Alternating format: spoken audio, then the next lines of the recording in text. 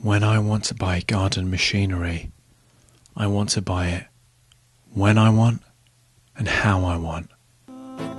That's why I shop at Williamson Agricultural Machinery. They're open 9 to 5 all weekdays. You can go in there, buy whatever you want. Just this week, I had a look at some of their hand tools. This axe is beyond versatile. It is an understatement to call this axe versatile. You can use it for smashing eggs, threatening enemies, or chopping wood. This axe is just $4.99 at Williamson Agricultural Machinery. I find I'm trying to chop a tree down with a butter knife and it just won't happen. I mean, it takes forever. With this axe, those days are behind me. The blog raffshirley.com is proudly sponsored by Williamson Agricultural Machinery, 223 Hemel Hempstead High Street, open 9 to 5, Monday to Friday.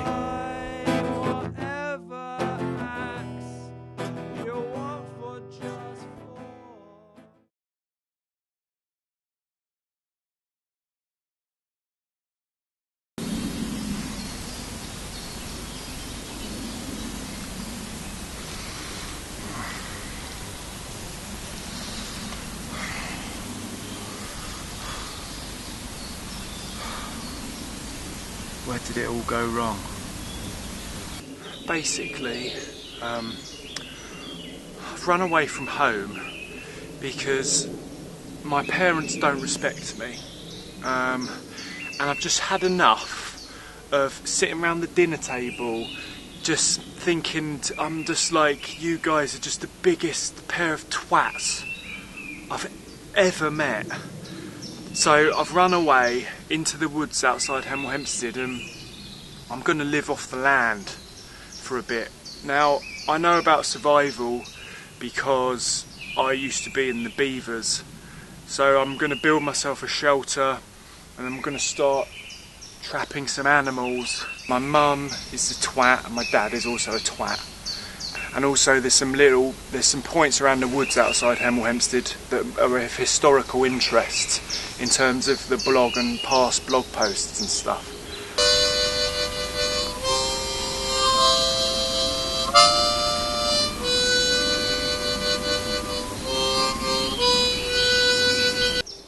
Thing is, like, I basically went down to Aquasplash and I wasn't going to go swimming, I was just going to hang out in the car park, and I took my rollerblades and I was like rollerblading around. I was like doing some pretty good stuff like grinding and things, and I saw these kids over there, must have been like 14, 15 on this skateboard. So I was like, you know, I'll give them, they'd probably like to meet me, you know, they're probably familiar with all the blog and all that, so probably, you know. So I go over to them and they started like throwing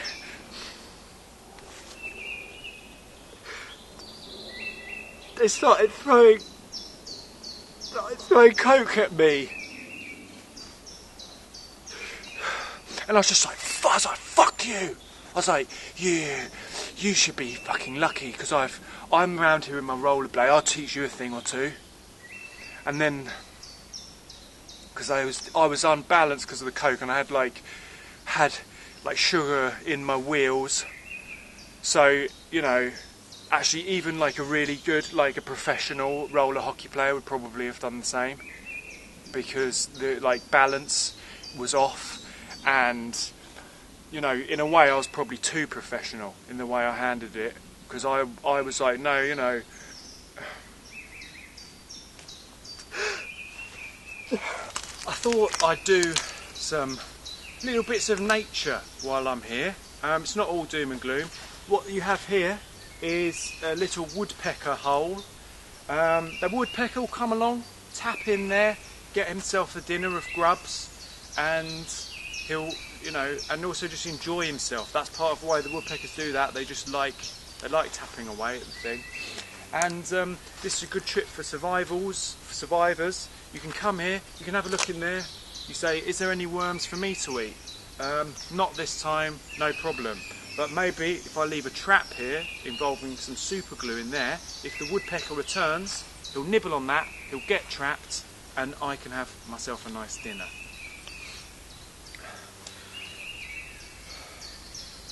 Now, I'm going to take you to the spot where I lost my virginity.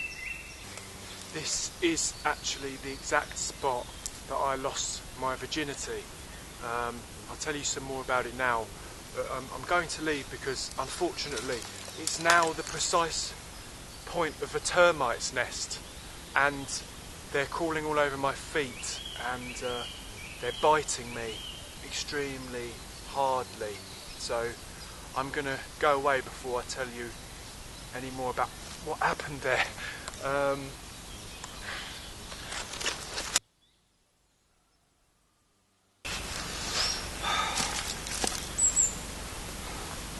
Okay, let's get down to the gritty details. When you've had sex that good, it's actually a great problem for a relationship. That's my explanation for why Sarah left me. Let me explain. When I lost my virginity to Sarah, I was with Jack as well at the time. It was recent, and it was such a pure and joyful sexual experience that I think we all knew immediately that it could never be recreated, and that has been a spectre that has haunted me and Sarah ever since. Essentially what happened was, you know, the vulgar details are that we all three of us came simultaneously. That's a minor point really, because it was just total sexual ecstasy. Okay. Now we decided that if Sarah were to become pregnant, that whoever was the father would marry Sarah. Right. Now, when the baby was born, when Tom was born, it seemed clear to me that it was mine just based on the look. Subsequently, I have questioned that, and you know, that whole thing, being there the whole time with me and Sarah and Jack, we thought we transcended the confines of conventional, you know, sexual relationships, and we thought we could exist. But you know, it's coming back to this idea I've spoken about in a previous video of the tendentious imperative. It's like this crushing force of gravity on the three of us, and you know, I have to admit that we couldn't deal with it. I could deal with it because I operate on a slightly higher plane to Sarah and Jack.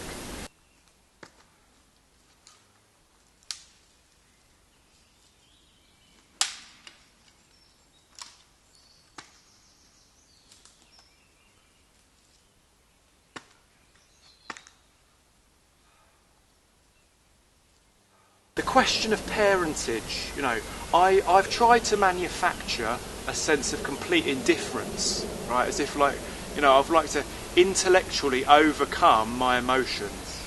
And I think, you know, by and large, I have succeeded in that.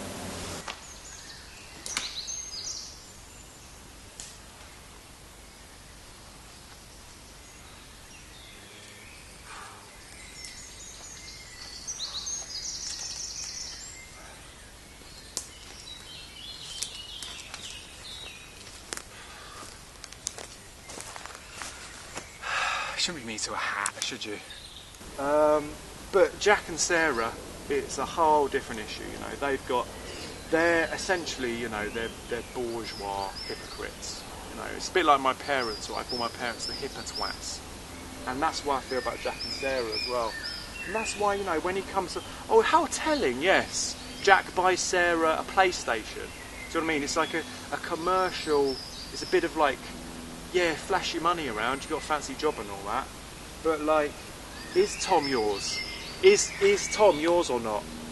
That's what I'd like medical science to tell me, but apparently it's not possible, because Sarah was saying something about, I don't know, when semen mixes or two liquids or something. I'm sorry to be vulgar, but it is animalistic. We are animals. I'm starting to feel a bit peckish. I really am. you know. My dad texted me like seconds after he gets back from work, sees my note saying I've run away. He's like, what are you, 14 or something? I'm like, no, I'm 35, Dad. So, fuck you. And fuck you.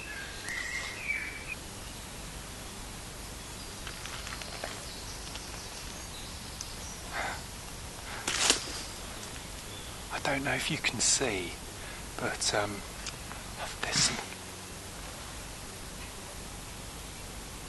there's some cows over there. Now, where does the law stand on killing a cow? I mean, essentially I'm an animal. There's some food, conceivably. You know, where's capitalism here?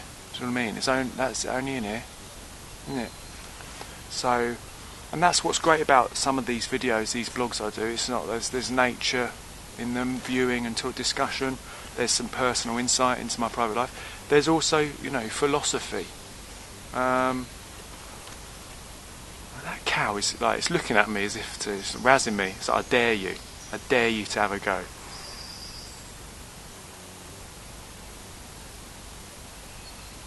Tell you what, that cow's a twat. I had to fucking ask, it deserves it. It deserves everything coming to it.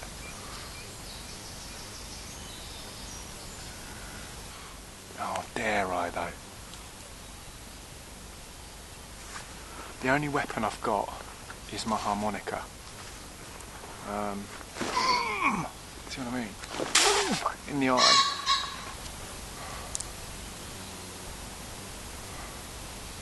Sorry, I forgot the video. I forgot what I was thinking about for a minute.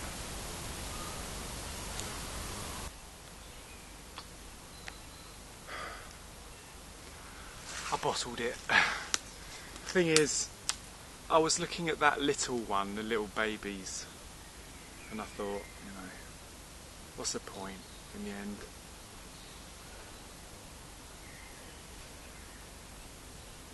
And my mum sent me a text saying I should come back and she'll cook me breakfast.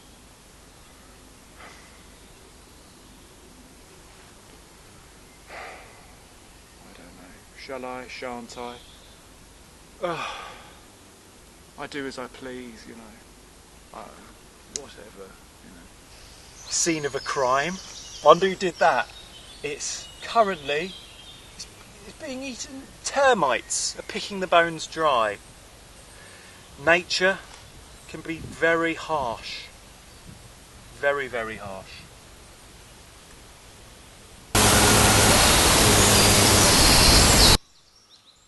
Got up at 11.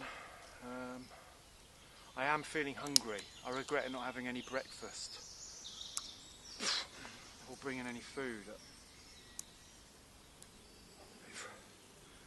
A bit frightened of night time.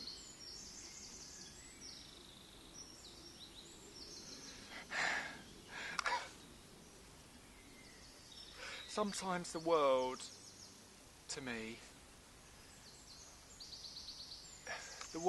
it just seems like a series of unexplainable phenomena, you know. I feel like I just feel subject to forces way beyond my control. I don't know why those 15-year-old skateboarders didn't like me. I am the king of Aquasplash car park. I know that place like the back of my hand. I've written a blog post about a bench because I love it, and they don't love it. They think they're...